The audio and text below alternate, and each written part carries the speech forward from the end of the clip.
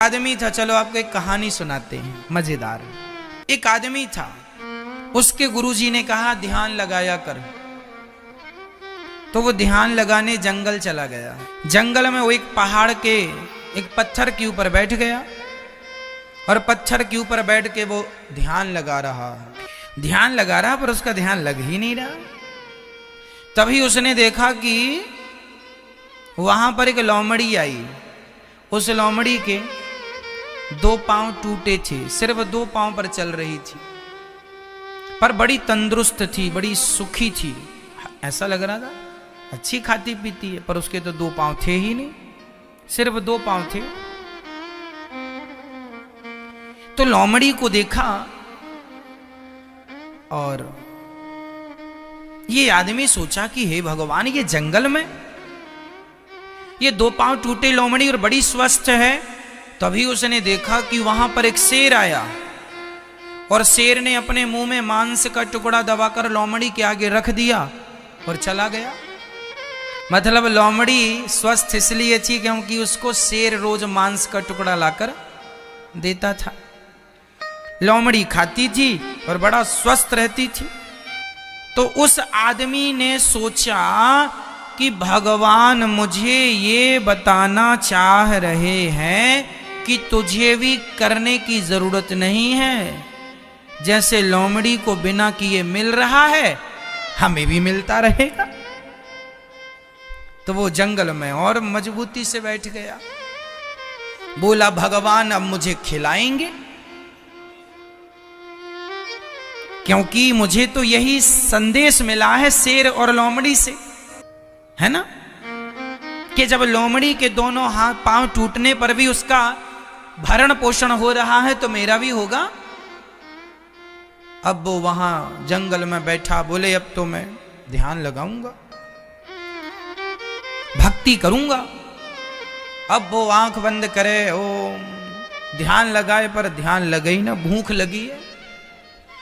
1 दिन निकला, 2 दिन निकले, 3 दिन में वो तो पड़ गया, वहीं पत्थर पे पड़ा। 4थे और 5वें दिन तो उसकी हालत आंख खोलने की नहीं, मरने लगा। तब तक वहां से एक साधु निकले। साधु ने देखा कोई पड़ा है, भाई कौन हो कर रहा था। साधु पहुंच गए, क्या हुआ?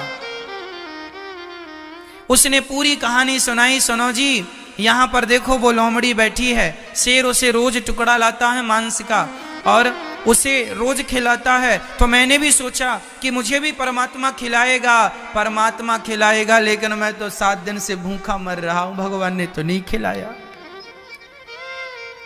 संत ने मुस्कुराते हुए कहा, पगले तुमने अपने आप को लोमड़ी बना दिया, जबकि परमात्मा ये कहना चाह रहा था कि अपने आप को शेर बनाओ, औरों का पेट भरो। तुमने गलत अर्थ कर लिया, सो ईश्वर का दोष क्या है?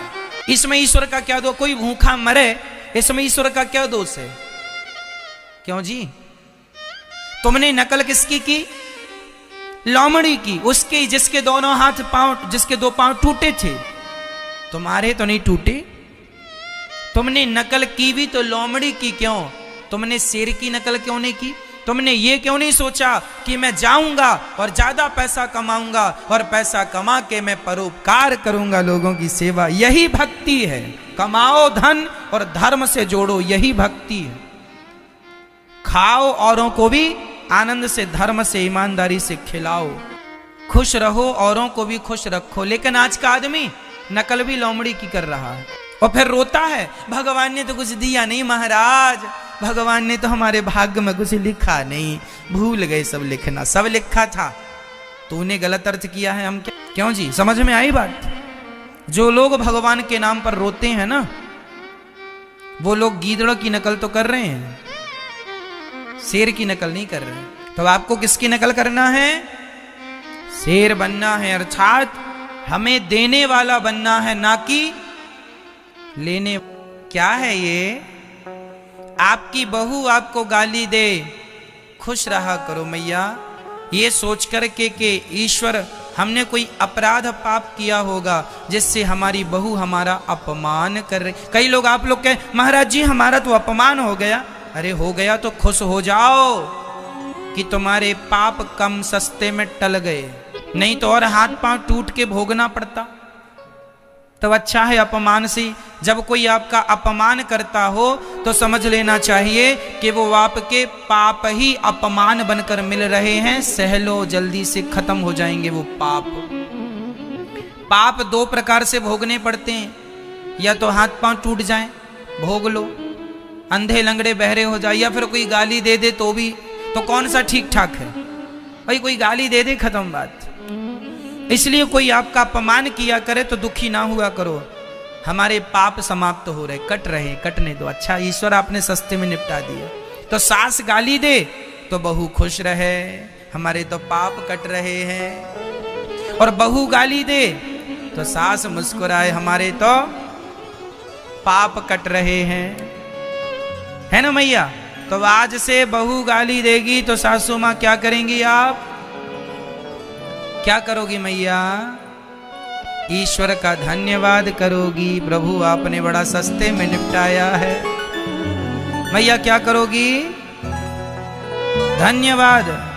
और बहू गाली दे तो सास धन्यवाद, और सास गाली दे तो बहू को धन्यवाद, और पड़ोसी गाली दे दे तो भी ईश्वर का धन्यवाद, प्रभु हमारे पाप बहुत जल्दी कट रहे हैं, सब गाली दे रहे हैं। खुश रहा करो।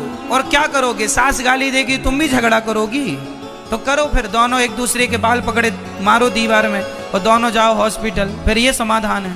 पति गाली दे रहा है तो पत्नी के पाप कट रहे हैं, और पत्नी गाली दे रही है सो पति के पाप कट रहे हैं। यही है सकारात्मकता। और क्या चाहते हो? डिसुम डिसुम करोगे? तेरे फूलों से भी प्यार, तेरे कांटों से भी प्यार। चाहे भगवान सम्मान दिलाएं, चाहे भगवान अपमान दिलाएं, हम दोनों में, बोलो मेरी माँ भैया जी, दोनों में खुश रहेंगे। कोई हमें अपमानित करे तो भी भैया खुश रहो।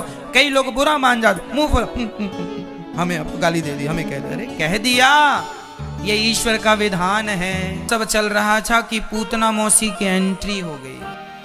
पूतना बच्चों को मार के खा जाती थी। ऐसी पूतना भगवान को मारने अपने स्तनों में जहर भर के चली। तभी पूतना को देखकर भगवान ने अपनी आंखें बंद कर ली। मानो भगवान कहते हैं कि जिसका तन इतना सुंदर है पर मन बहुत गंदा है। पूतना बड़ी सुंदर थी तन की, पर मन से जहर भर के लाई अपने अंदर, अपने स्तनों में जहर भर के। कालकूट नाम का जिसका तन सुंदर है पर मन बड़ा गंदा है। भगवान कहते हैं ऐसों को हम देखना भी पसंद नहीं करते, इसलिए नेत्रों को बंद कर लिया, आंखें मूंद ली भगवान ने। भगवान नहीं देखते उन लोगों को जिनका तन बहुत सुंदर है पर मन गंदा है। इसलिए श्रृंगार तन का तो हो, पर तन से ज्यादा जरूरी है मन का श्रृंगार। मन निर्मल हो, शुद्ध हो, पवित्र हो। तो मन का श्रृंगार पूतना मौसी ने नहीं किया, सिर्फ तन का किया, सो भगवान ने नहीं देखा। इसलिए आप लोग भी मन को सजाना सीख लीजिए, भगवान मिल जाएंगे। तन को धोया मगर मन को धोया नहीं, बाद गंगा नहाने से क्या फायदा।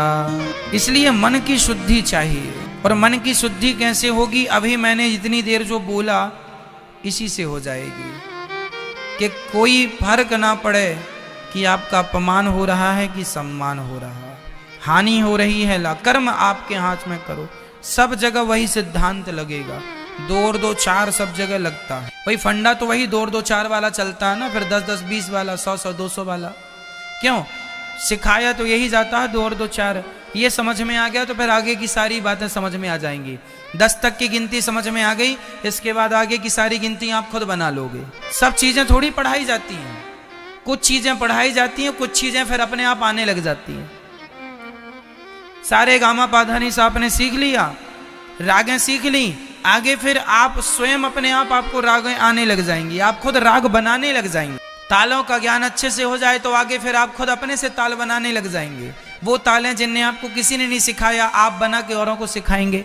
तो वही चीज़ें हैं, कुछ चीज़ें सीखनी पड़ती हैं, कुछ चीज़ें भगवत कृपा से आपकी मेहनत से आ जाती हैं। उसी प्रकार मैंने आपको जो मेन पॉइंट था वो समझा दिया, वो हर चीज़ सेट होती चली जाएगी। हर बात पर शुद्धि वहीं से। जो 6 चीज़ें हमने आपको गिनाई, हानि लाभ जीवन मरण यश अपयश विधियां, ये 6 चीज़ें हैं। 6 फॉर्मूले याद रख लीजिए, सब ईश्वर के हाथ में। इसके लिए आपको रोने की जरूरत नहीं है। लेकिन आजकल हर आदमी इन्हीं के लिए रो रहा है जो उसके हाथ में है ही नहीं। आजकल आदमी अपने ढंग से अर्थ करता, समझ रहे हैं, अपने ढंग से चाहता सब चीजें। एक वाला पूतना ने अपने स्तनों में जहर लगाया, भगवान को मारने आई, भगवान ने नेत्र बंद कर लिए, नहीं देखा भगवान ने उसे, देखते ही नहीं ना जिसका तन सुंदर है मन नहीं है, मन को सुंदर। भगवान को पूतना ने उठाया, स्तन मुंह में दिया, भगवान ने दूध पीना शुरू कर लिया, चुसर चुसर चूसने लगे। और भगवान ने जब दूध लिया, दूध पिया, थोड़ा सा जहर था, जहर भी पी लिया, दूध भी फिनिश किया। अब भगवान को लगा पकड़े हैं तो सही जगह मौसी जी को पहुंचा दें, प्राण पीने लग गए। पूतना चिल्लाई, बालक छोड़ दो छोड़ दो। भगवान बोले मौसी जी यहाँ पकड़ने की व्यवस्था है, छोड़ने की कोई व्यवस्था नहीं, यहाँ पकड़ा जाता है, छोड़ा नहीं जाता। पकड़ लिया और पूतना को लेकर, पूतना भगवान को लेकर उड़ी आकाश मार्ग में, प्राणों का पान किया, धड़ाम से नीचे गिर गई। पूतना का गोविंदाय नमो नमः। मर गई पूतना, इतनी बड़ी थी कि मरी तो बड़ा जंगल टूट गया उसके शरीर से। नंद बाबा कर चुका कर लौटे तो पुल, उसके हाथ को पुल समझ के पार हो गए। नंद बाबा बोले जब गए थे तब तो कोई पुल वुल नहीं बना, बाद में पता चला मौसी जी आराम फरमा रही है, पता चला आराम नहीं, मर गई मौसी जी। पूतना के अंग को काट काट करके चिता पर रखा और जब आग लगाई तो बड़ी सुगंध निकल पड़ी। भगवान ने उसे मोक्ष दे दिया। अहो वकेयम स्तन काल कूटम जिघांसयापा ययदप्यसाध्वी लेभे गतिं धात्र्युचितां ततोऽन्यं कं वा दयालुं शरणं व्रजेम। पूतना मौसी जो मारने आई, भगवान ने उसे कौन सी गति दी? जो माँ यशोदा, माँ कौशल्या को, देवकी को भगवान देते हैं, वही गति पूतना को दी। भगवान नहीं देखते कि पापी कितना बड़ा है, जो भगवान की शरण में आ जाए वो कितना भी बड़ा पापी हो, भगवान उसे तार दिया करते हैं। न जाने कौन से गुण पर दयानिधि रीझ जाते हैं। भगवान तो तारनहार हैं, कितना भी बड़ा पापी हो तार देते हैं भगवान। किसको तारा? देखो ना, पूतना को तार दिया। इसलिए भगवान सन्मुख हो ही जीव मोहि जबहि, जन्म कोटि अघना सही तबहि, साधु अवज्ञा तुरत भवानी, कर कल्याण अखिल के हानि। सन्मुख होहि जीव मोहि जबहि, जन्म कोटि अघना सही तब। भगवान कहते हैं कितना भी बड़ा पापी हो, मेरी शरण में आ जाए तो मैं उसे नहीं देखूंगा कि इतना बड़ा पापी है, मैं उसे तार दूंगा। भगवान कभी अवगुण नहीं देखते। इसलिए भगवान के भक्त गाते हैं लाडली श्री राधे। भगवान माता पूतना का कल्याण करते हैं। थोड़ा बड़े हुए तो करवट बदले तो छकड़े पर आकर के शकटासुर बैठ गया। भगवान ने शकटासुर को मारा है, तृणावर्त को भगवान ने मार गिराया। इसके बाद भगवान के नामकरण संस्कार हुए हैं। 16 संस्कारों में नामकरण संस्कार भी एक संस्कार है।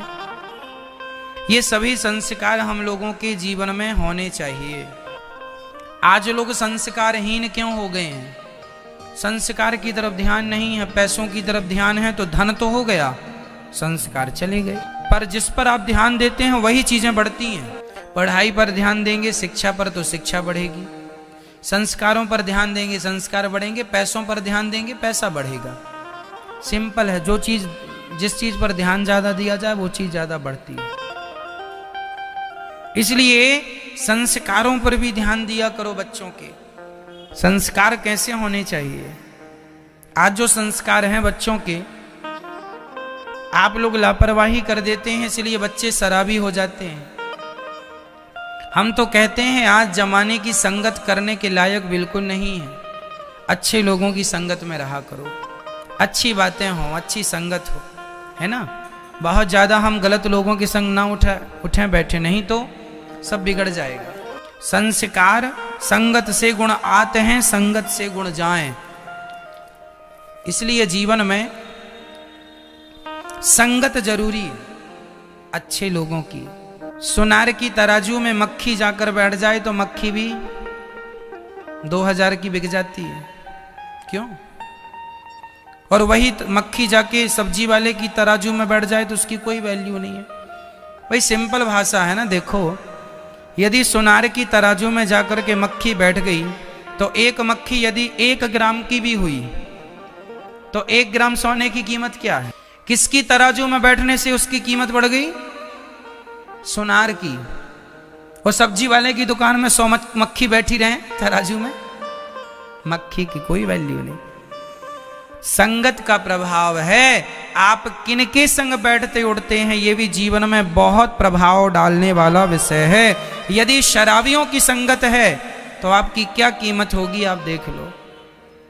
संगत से गुण आते हैं, संगत से गुण जाएं।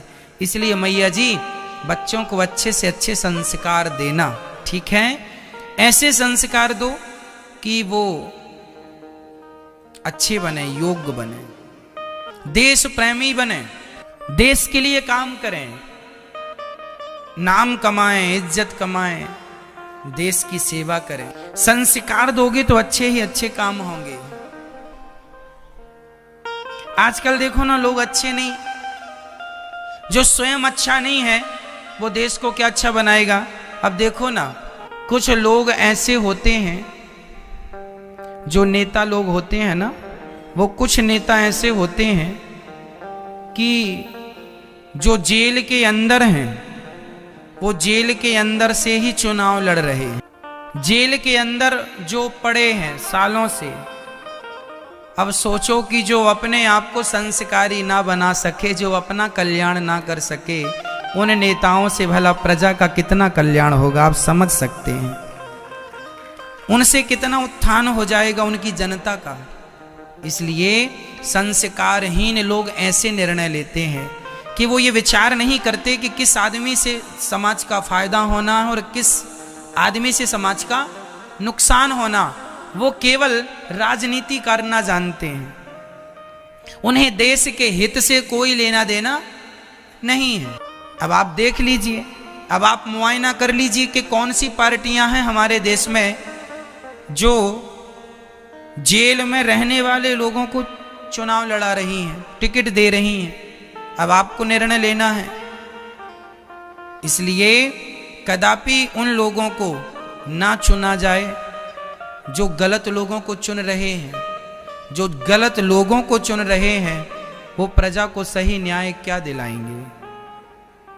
आप प्रजा हैं, आप जनता हैं, आपकी आंखें खुली होनी चाहिए। हम किसको सपोर्ट करें, किसको सपोर्ट ना करें, हम शराबी का सपोर्ट करें कि दूध पीने वाले का सपोर्ट करें, हम ये भी निर्णय हमें करना है। पर याद रखना, सही निर्णय लेना। जो अपने देश के लिए काम कर रहे हों, जो देश के लिए सोच रहे हों, आपका मत उनके लिए होना चाहिए। जो लोग भ्रष्टाचारी लोगों को टिकट दे रहे हैं, आतंकवादियों को टिकट दे रहे हैं, आतंकवादियों को चुनाव लड़ा रहे हैं, ऐसे लोगों को आप अपना समर्थन देंगे तो बात वैसी ही हो जाएगी कि भरी सभा में द्रौपदी की साड़ी खिंच रही थी और पितामह जैसे दिग्गज चुप बैठे थे। क्यों? क्योंकि समर्थन उन्हीं का तो था। पितामह भीष्म जैसों का समर्थन किनके लिए था? दुर्योधन जैसे लोगों के लिए। और जब समर्थन दोगे तो तमाशा तुम्हें बैठे बैठे देखना पड़ेगा, तुम बोल भी नहीं सकते कुछ। इतिहास तुम्हें बहुत कुछ सिखाता है, सीखना चाहो तो, और ना सीखना चाहो तो अलग विषय है। ठीक है? इसलिए जनता को चाहिए कि वो उचित न्याय करे। आप न्यायाधीश हैं, इस समय आप न्याय करता है आम पब्लिक, आम जनता। आप न्याय कीजिए कि आपका मुख्यमंत्री और आपका प्रधानमंत्री कौन होना चाहिए, है ना। उचित न्याय आपका हो, जो देश के लिए काम कर रहे हों, जो देश की रक्षा के लिए दिन रात लगे हैं, उन लोगों को ही हमारा सपोर्ट मिलना चाहिए। और ये आपको याद रखना चाहिए, उनको हम सभी देशवासी जातवाद पे ना लड़े मेरे भाई। जातवाद पे लड़ते रहे कि ये मेरी जात का नेता है, ये मेरी जात का है, मिटा दो अब जातवाद, खत्म कर दो, नहीं तो ये जातवाद तुम्हें मिटा देगा। तुम नहीं मिटाओगे ये जातवाद तो ये जातवाद तुम्हें मिटा देगा। भूल जाओ कि हम ब्राह्मण हैं, हम क्षत्रिय हैं, हम वैश्य हैं, हम शूद्र हैं। ये समझो कि हम सब हिंदू हैं, और जो हिंदुओं के पक्ष की बात करे इस समय वही आपका अच्छा नेता है। जो हिंदुओं के पक्ष की बात करे वो आपका नेता है। कल को तुम्हारे घर में घुस के मारेंगे, क्या कर लोगे? इसलिए अपना मत, ये मतदान है, मतदान, उसी को दान करना अपना मत जो योग्य हो। जरा से पैसों में बिक ना जाना, जरा से टमाटर और जरा से आलू के रेट पर ना बदल जाना, ठीक है। टमाटर तो महंगा होता रहता है, प्याज भी महंगी होती रहती है। सबसे बड़ा हमारा देश है। और मैं आपको निवेदन करूं कि आगे टमाटर सस्ता हो या महंगा हो, हमारा मुद्दा ये नहीं है कि टमाटर महंगा है कि सस्ता है, डीजल महंगा है कि सस्ता है, ये कोई मुद्दा नहीं है। मुद्दा ये होना चाहिए आगे चल करके कि पूरे भारत में शिक्षा सबके लिए फ्री होनी चाहिए। बताओ, आपको डीजल सस्ता चाहिए कि शिक्षा फ्री चाहिए? दूसरा, चिकित्सा, चिकित्सा फ्री होनी चाहिए। क्या फ्री होनी चाहिए? चिकित्सा, चिकित्सा फ्री होनी चाहिए। हमारी देश की माता, बहन, बेटी, भाई कोई ना मर जाए इलाज के अभाव। हमारे देश में चिकित्सा सबको फ्री मिलना चाहिए। और शिक्षा, सांसद का बेटा, मंत्री, मुख्यमंत्री का बेटा जिस स्कूल में पढ़ रहा है उसी स्कूल में वहां के टैक्सी वाले का बेटा भी पढ़ना चाहिए। ये शिक्षा जब हमारे देश में एक सी होगी तब हमारे देश का विकास होगा। ऐसी बातें करने वाला कोई नेता मिले तो जरूर अपना वोट उसे देना, पर अभी वर्तमान में ये दोनों बातें करने वाला कोई नहीं। लेकिन हम कोशिश करेंगे कि आने वाले चुनाव इन्हीं मुद्दों पर लड़े जाएं। आज चुनाव के मुद्दे क्या होते हैं कि किसान का बिल माफ कर दिया जाएगा, बिजली का बिल माफ कर दिया जाएगा, और आपका फलाना बैंक का लोन माफ कर दिया जाएगा। अरे भाई, लोन और बिजली का बिल नहीं, आप सबको अब आवाज उठानी है कि लोन तो हम भरेंगे और बिजली का बिल हम देंगे। यदि माफ करना है, यदि देना है तो चिकित्सा और शिक्षा दोनों सबके लिए एक सी कर दी जाए। सारे बच्चे एक स्कूल में पढ़ें, अर्थात अमीर का हो गरीब का हो। आज पढ़ाई का इतना अभाव है, मैं जानता हूं, मेरे जीवन भी इसी गरीबी में गुजरा है। 25 रुपए लगते थे महीने के फीस, वो भी देने की मेरी ताकत नहीं थी, 30 रुपए लगता था। हमारे मित्र लोग, दोस्त लोग प्राइवेट स्कूल में पढ़ते थे, पर हम लोग नहीं, हम नहीं पढ़ते थे। हम सरकारी में, हम 7वीं तक सरकारी में पढ़े हैं, जबकि हमारे दोस्त लोग प्राइवेट स्कूल में पढ़ते थे। क्यों पढ़ते थे? क्योंकि उनके पास पैसे थे। हमारे पास पैसे नहीं थे, हमने भी नहीं पढ़ा, हमने भी प्राइवेट स्कूल, हमने सरकारी में पढ़ा। और हमें तो 6वीं क्लास में ABCD सिखाया गया है।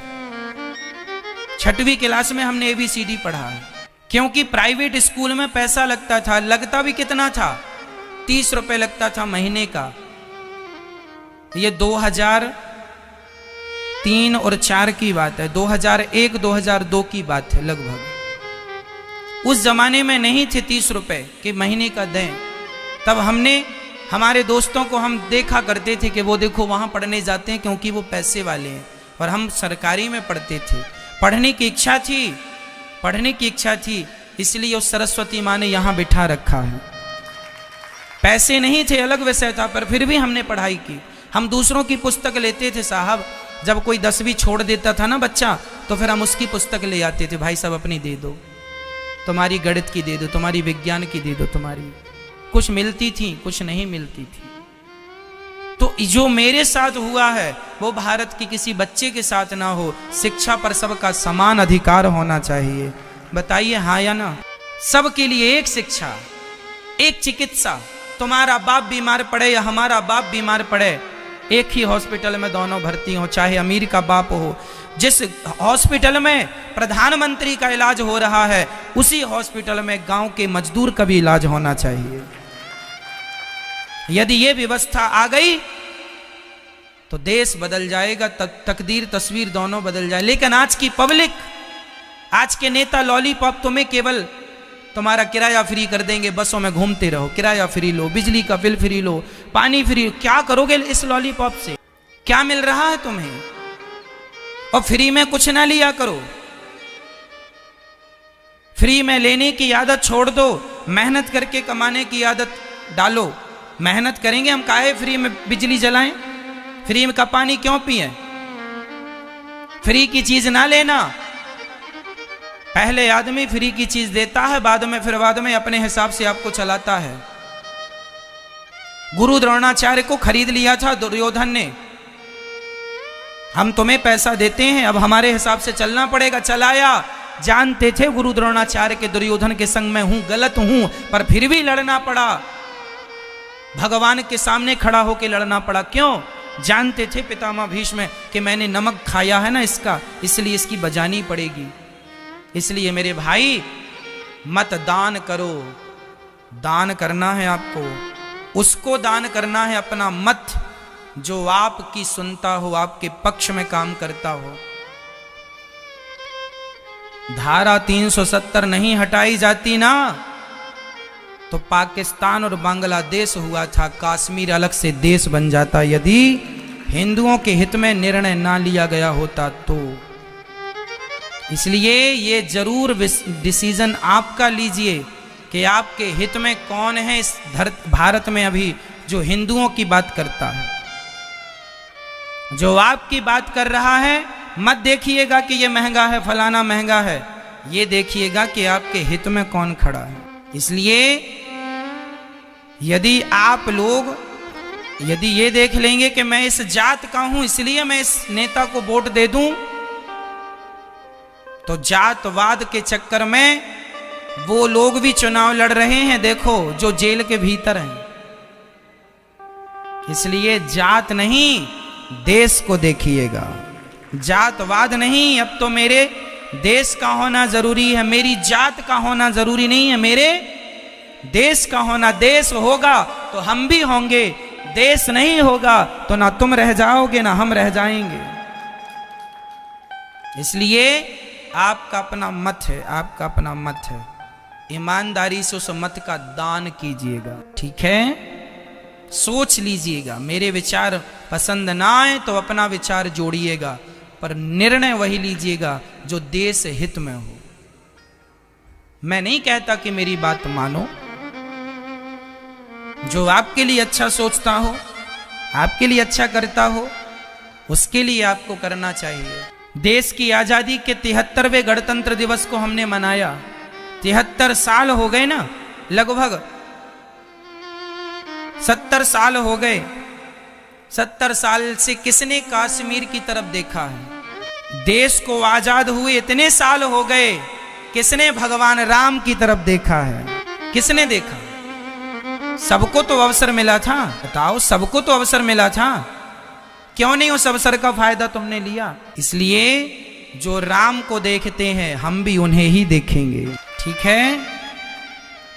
जो राम के नहीं वो किसी काम के नहीं। इसलिए आप लोग अपना विचार, अपना निर्णय गंभीरता से विचार करना। किसी के कहने ना कहने से कोई फर्क नहीं पड़ता। आपका अपना मत है, उसे दान कीजिएगा, जिसे मतदान कहते हैं। पर योग्य व्यक्ति को, जो आपका समाज का और देश का हित करना चाहता हूं। ठीक है, आगे आप स्वतंत्र हैं।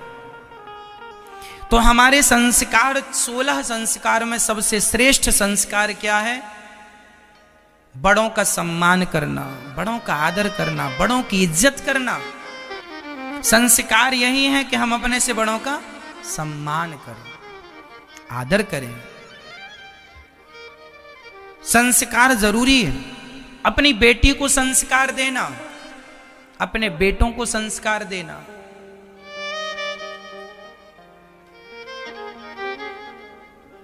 इसलिए संस्कार जरूरी है, नहीं तो आपकी बेटी गलत रास्ते पर चली जाएगी, बेटा गलत रास्ते पर चला जाएगा। आजकल की बेटी प्यार करने लग जाती हैं किसी लड़के से। प्यार तो कर लिया, पर किया किससे? किससे प्यार किया? एक लड़की ने एक मुस्लिम लड़के से प्यार कर लिया, और वो लड़का भी आजकल मुस्लिम, कुछ लड़के अपना हिंदू नाम आधार कार्ड में भी डाल देते हैं। क्यों? क्योंकि उन्हें तो लव जिहाद करना रहता है। हिंदू लड़कियों को फंसाते हैं प्यार के जाल में, और वहां दुबई में ले जाकर के बेच देते हैं 5 लाख में, 10 लाख में। सारी जिंदगी तुमसे कपड़े धुलवाए, बर्तन धुलवाए जाते हैं, और तुम्हारे शरीर का शोषण किया जाता है। बस लव जिहाद बहुत भयंकर एक बीमारी है जो कि छाई हुई है। इस बीमारी को हमें और आपको मिलके दूर करना है। कोरोना की तो वैक्सीन आ गई है, लव जिहाद की वैक्सीन केवल आपके संस्कार ही है। संस्कारवान बनाओ अपनी बेटियों को, अपने बेटों को, तभी ये दवाई होगी। नहीं तो हिंदू लोग हिंदू बेटियों को ये मुसलमान लड़के प्यार के झूठे जाल में फंसा के बेच देते हैं। और ये लड़कियों को, हमारी बहन बेटियों को नहीं, महाराज वो तो बहुत अच्छा लड़का है, तुम्हारे सामने गाय को मारेगा, जैसे गाय को तुम माँ कहती हो, पूजा करती हो, उसी गाय को मारेगा, उसी गाय का तुमसे मांस पकवाएगा, और उसी गाय का मांस तुम्हें खिलाएगा, खाएगा। क्योंकि उनके धर्म में तो गाय का मांस खाना जायज है। तो जो गाय को मारने वाले हैं, जो गाय के हत्यारे हैं, भला उनके साथ मैं कैसे खड़ा हो सकता हूं, ये बताइए। यदि मैं उनके संग खड़ा हो जाऊं तो मैं भी हत्यारा ही कहलाऊंगा। और आज जो नेता इन गाय के हत्यारों के संग खड़े हैं, वह भी उसी प्रकार के हत्यारे हैं। क्योंकि हत्यारों, भाई शराब की दुकान में हम खड़े होंगे तो हमें शराबी कहा जाएगा, हत्यारों के संग हम खड़े हो जाएंगे तो हमें हत्यारा कहा जाएगा। इसलिए मेरे हिंदू भाइयों, मैं सिर्फ आपसे कह रहा हूं, जाग जाओ, जान लो कि आपका हित किस में है, अहित किस में है। ठीक है, कुल मिला के कितना ज्यादा आज धर्म परिवर्तन का षड्यंत्र चल रहा है। धर्म परिवर्तन हो रहा है, हिंदू लोग क्रिश्चियन हो रहे हैं। क्यों क्रिश्चियन हो रहे हैं? जानते हैं ये क्रिश्चियन लोगों की इतनी हैसियत कि ये हमारे देश में हमारे हिंदुओं का धर्म परिवर्तन करा रहे हैं। इतनी ताकत कहां से आई? इनको ताकत नेताओं से मिलती है। कुछ नेता ही तो क्रिश्चियन हैं, बड़े पद पर बैठे हुए। आज एक बहुत बड़ी पार्टी को संचालित करने वाले जो लोग हैं, वो खुद जन्मजात क्रिश्चियन हैं। तो जब वही पार्टी के लोग, वो अध्यक्ष ही उनके क्रिश्चियन हैं, तो स्वाभाविक है क्रिश्चियनों को तो बढ़ावा वहीं से मिलेगा और धर्म परिवर्तन तो वहीं से होगा। अब आप देखो कि आपके देश में कौन सा नेता क्रिश्चियन है। मैं किसी का नाम नहीं लूंगा। चलनी आपके पास होती है, आटा आपको चालना पड़ता है। सुपड़ा आपके पास होता है, आपको ही सुपड़े से सही सही अलग, गलत गलत अलग करना होता है। आप ये निर्णय करके देख लीजिए कि आपके देश में, हमारे भारत देश में कौन लोग हैं, कौन सी वो पार्टी है जो क्रिश्चियनों से स्टार्ट हुई है। उन्हीं के संरक्षण में आज ये क्रिश्चियन लोग हिंदुओं को खुलेआम क्रिश्चियन बना रहे हैं और धर्म परिवर्तन हो रहा है। भारत में गांव के गांव हिंदू क्रिश्चियन हो गए। कल को सब क्रिश्चियन हो जाएंगे तो हिंदुओं, तुम्हारा अस्तित्व खतरे में पड़ जाएगा। ना तुम ही रह जाओगे, ना तुम्हारे मंदिर ही रह जाएंगे, ना तुम्हारे ग्रंथ रह जाएंगे, ना तुम्हारी मां रह जाएगी, ना बेटी रह जाएगी। फूट डालो, शासन करो, किसका नारा था? अंग्रेजों का। आज वही नारा चल रहा है ना, हिंदुओं को आपस में लड़ाया जाता है, कुछ लोगों को क्रिश्चियन बना दिया जाता है और फिर बाद में आपस में हम लोगों को लड़ाया जाता है। ये क्रिश्चियन लोग बड़े होशियार होते हैं, ये हिंदुओं के पास बैठ बैठ के अपनी बातें करते हैं और ऐसा मंत्र पढ़ते हैं, ऐसा बरगलाते हैं कि हिंदू लोगों को लगता है ये सही कह रहे हैं। ये सफेद कलर की गोली खवाते हैं, बोलते हैं बोलो जय श्री राम, गोली खवाए बुखार उतरा नहीं उतरा, और बाद में पैरासीटामॉल की गोली दे करके आप लोगों को बोलते हैं ये देखो यीशु की कृपा से तुम्हारा बुखार उतर गया, और पैरासीटामॉल की गोली खिला दी। तो पैरासीटामॉल से तो बुखार उतरेगा ही। ऐसे जो हमारे गांव के क्षेत्र के जो बिल्कुल अनपढ़ आदमी है ना, हमारे जो लोग नहीं पढ़े लिखे, उन लोगों को ऐसे बरगला करके ये भड़का के ये धर्म परिवर्तन करा रहे हैं। और नहीं जागोगे बहुत बड़ा नुकसान हो जाएगा।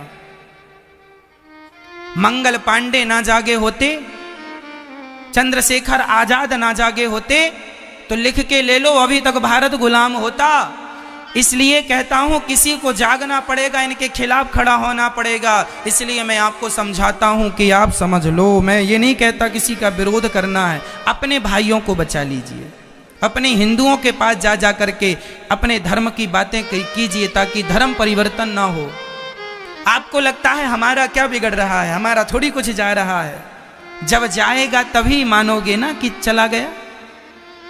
वो अफगानिस्तान ही नाम था ना उसका, क्यों अफगानिस्तान था ना, चला गया। राष्ट्रपति को भागना पड़ा वहां से, वहां के मंत्री मिनिस्टर को भागना पड़ा, आतंकवादियों ने कब्जा कर लिया पूरे देश पर।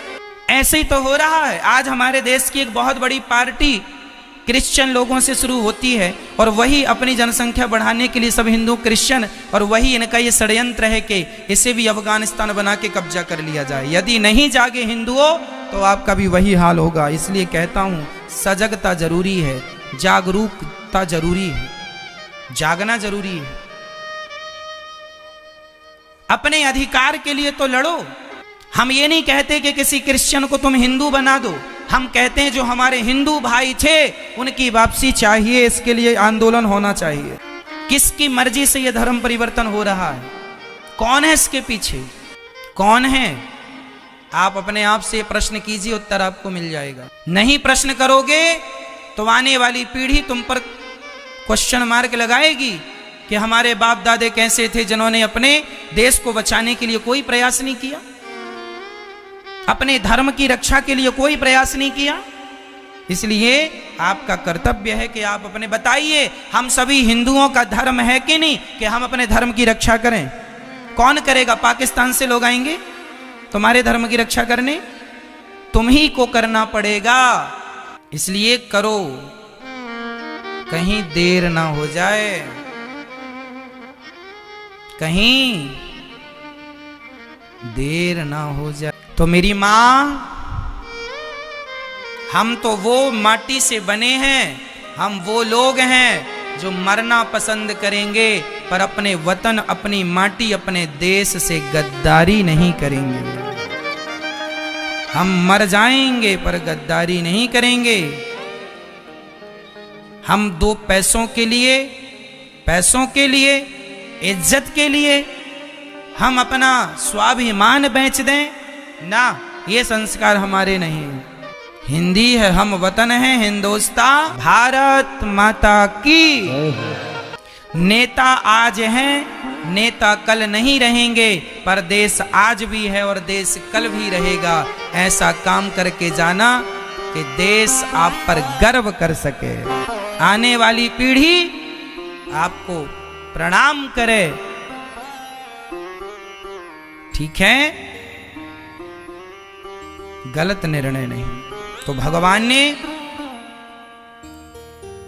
16 संस्कार श्री गर्गाचार्य जी ने भगवान को, जिनमें नामकरण संस्कार हुआ। अयम ही रोहिणी पुत्रो रमयन सुहृदयो गुणै आख्यायास्ते राम इति बलाधिक्याद बलम।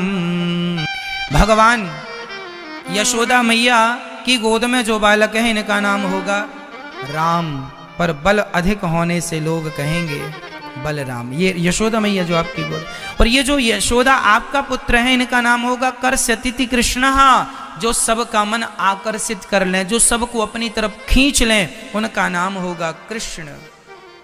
क्या नाम होगा? कर्ष्यतिथि कृष्ण, जो सबको आकर्षित करे वो कृष्ण है। ऐसे महान भगवान श्री कृष्ण का नामकरण संस्कार भगवान का गर्गाचार्य जी ने किया। दोनों बड़ा आनंद से रहने लग गए, आनंद से जीवन का को यापन करने लग गए। अब भगवान थोड़ा बड़े हुए तो भगवान ने एक दिव्य लीला की, बाल लीलाएं की। वत्सान मुंचन क्वचित समय क्रौश संजात हासः, स्तेयं स्वादवत्यथ दधिपयः कल्पितैः स्तेय योगैः, मर्कान् भोक्ष्यन् विभजति सचेन्नाति भाण्डं भिनत्ति, द्रव्यालाभे सगृह कुपितो यात्युप्यक्रोश्यतो कान्, वत्सान् मुञ्चन् क्वचित् समये।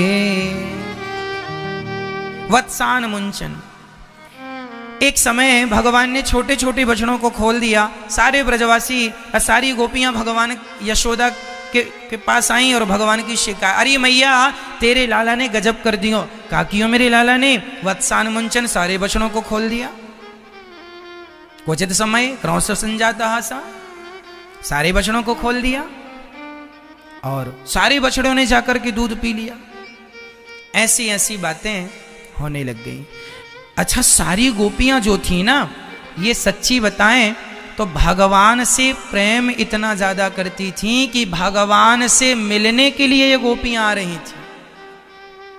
जब भगवान को नहीं देखती थी तो क्या होता था? भगवान को वो नहीं देखती थी तो व्याकुल हो जाती थी, व्याकुल हो गई और देखने के बहाने शिकायत का बहाना लेकर गई। मैया तेरे लाला ने बछड़ा खोल दिया, तेरे लाला ने दूध पी लिया, तेरे लाला ने दही खा लिया, तेरे लाला ने माखन खा लिया। मैया बोली चौरे लाला सच्ची तेने माखन खायो है? मैया मैंने माखन ना खायो। तो ये सखियां काहे कह रही हैं? अब भगवान बोले मैया अब कहें तो मैं क्या करूं? मैया बोली डांट के जाओ जाओ, रंगे हाथों पकड़ के लाओगी तब भरोसा करूंगी तुम समन की बातन पे। भगवान गोपियों के घर जाएं, ग्वाल वालों का गोला बनाएं, ऊपर चढ़े मटकी से मक्खन निकालें, खाएं खिलाएं, सबको आ जाएं। ये लीला थी भगवान की। क्यों करते थे ये लीला? उस गोपी के घर भगवान जाते थे जो गोपी भगवान को सच्चे भाव से बुलाती थी। भगवान उसी गोपी के घर जाते थे जो गोपी भगवान को सच्चे भाव से बुलाती थी। इसलिए भगवान कभी उस गोपी के घर नहीं गए जो भगवान को प्रेम ना करती। सब प्रेम करती तो सबके घर जाते। ये गोपियां पिछले जन्म की बड़ी भक्त थीं, साधु संत ऋषि मुनि थीं, जो कि इस जन्म में भगवान के यहाँ गोकुल में प्रकट हुई हैं और भगवान के दर्शन का लाभ नित्य ले रही हैं। भगवान माखन चुराने नहीं बल्कि माखन खाने के बहाने अपने भक्तों को दर्शन देने के लिए जाया करते थे। यह तो एक लीला थी कि भगवान चोरी एक बहाना था। ठीक है, एक दिन क्या हुआ, भगवान थोड़ा बड़े हुए और भगवान अपनी मैया को कहने लगे मोहन मैया मैया। भगवान अपनी माँ को क्या कहते हैं? आपको आश्चर्य होगा भक्तों, आज भारत में लाखों बच्चे ऐसे हैं जो अपनी माँ को मम्मी ना कह के अब मैया मैया कहने लग गए हैं। कथा का ये प्रभाव है। लाखों बेटे हैं जो अपने माँ को मैया कहने लग गए हैं और अब पापा को पिताजी कहने लग गए हैं। इसलिए मेरी आपसे प्रार्थना है कि आप भी अपने बच्चों को यही संस्कार दो कि वो भी आपके बच्चे क्या कहें आपको? मैया। आपके बच्चे आपको क्या कहें? कहने लगे मोहन मैया मैया। पितानंद सो बाबा बाबा, पितानंद सो बाबा बाबा, अरु हलधर सो भैया भैया। कहने लगे मोहन मैया मैया, कहने लगे मोहन मैया मैया। तो आप लोग आज से अपने माता और पिता को क्या कहेंगे? माँ को क्या कहेंगे? जोर से बोलो, मैया मैया रोटी दे दो, मैया यहाँ आओ, मैया मैया।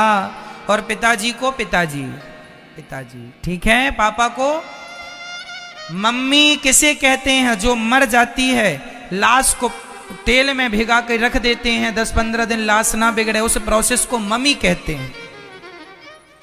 पापा पाप को कहते हैं पाप आ, पापा पापा पापा पाप आ, पाप आ, पाप आ, पा। तो क्या पापी पाप को बुला रहे हो? अभी कम पापी हैं कि और पाप को बुला रहे हो? पाप आ, पाप आ, पाप आ, पाप आ, पाप आ। नहीं जी, पापा पापा नहीं, मम्मी मम्मी नहीं, मैया और पिताजी, माता और पिता, ठीक है।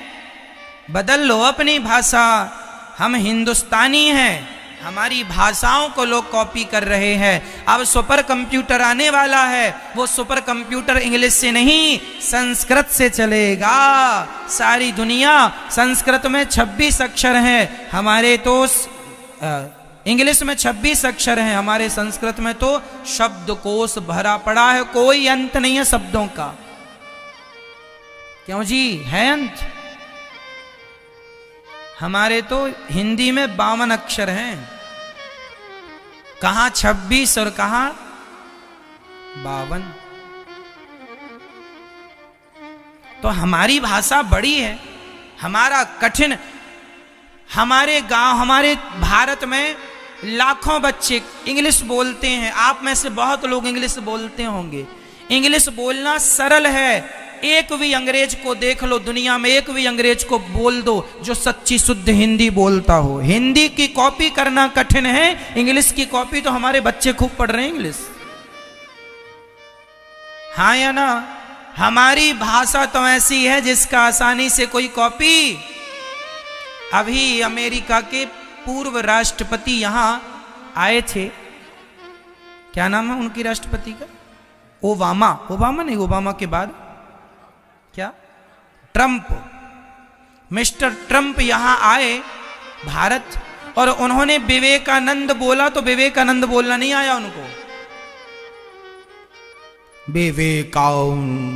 हिटक गए, उनको नहीं आया। वो विवेकानंद नहीं हो। अमेरिका के राष्ट्रपति को हिंदी में एक वाक्य, एक सेंटेंस बोलना नहीं आया। हमारे भारत के तो धड़ल्ले से इंग्लिश बोलते हैं। फिर उनकी भाषा को, उनके कल्चर को कॉपी कर लेना सरल है, क्योंकि उनका तो सब सरल है, कोई भी कॉपी कर सकता, कोई है ही नहीं उसमें दम। हमारा जो कल्चर है, हमारी जो संस्कृति है, उसकी कॉपी करना। अंग्रेज यहां आते हैं, उनसे हरे कृष्ण नहीं बोलना आता, हरे कृष्ण कृष्ण कृष्ण हरे हरे, हरे राम राम राम हरे हरे। शुद्ध नहीं बोलना आ रहा, सुनो उनसे, जबकि शुद्ध है हरे कृष्ण कृष्ण कृष्ण हरे हरे, हरे राम राम राम हरे हरे। इतना सा सेंटेंस बोलना नहीं आता उनको, हरे कृष्ण कृष्ण हरे हरे हरे राम। तो क्या कॉपी करेंगे? इसलिए ठीक है, आप ये समझो, इंग्लिश बोलने से आपको गर्व नहीं होना चाहिए, अपनी हिंदी और अपनी मातृभाषा संस्कृत को बोलने से गर्व होना चाहिए। हम भारतीय हैं, हिंदी है हम वतन है, हिंदुस्तान हमारा।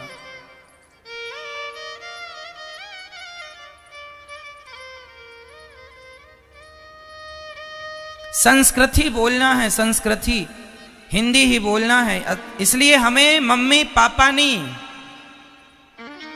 माता और क्या बोलना है हमें? माता मैया। भगवान ने दिव्य लीला की। क्या लीला की? एक दिन हुआ क्या कि भगवान ने मिट्टी खाई। मैया बोली, चौरे लाला तेने माटी खाई है, मुंह खोल। भगवान ने मुंह खोला, जरा सा मुंह खोला, इतने से मुख में इतना बड़ा ब्रह्मांड नजर आ गया, इतना बड़ा ब्रह्मांड। इसलिए जरा सा मुंह खोल देने से इतना बड़ा ब्रह्मांड नजर आया है। जिस परमात्मा के इतने से मुख में इतना विशाल ब्रह्मांड समाया है, भला उस परमात्मा को उस परमात्मा का पार पाना क्या आपके और हमारे वश में है? इसलिए उस परमात्मा का पार नहीं पाया जा सकता। इसलिए वो तर्क का, कई लोग तर्क करते हैं, भगवान है क्या, भगवान को दिखाओ। तर्क नहीं, श्रद्धा चाहिए। ईश्वर तर्क से नहीं जाना जा सकता, ये तर्क का विषय नहीं है। ईश्वर अतर्क है।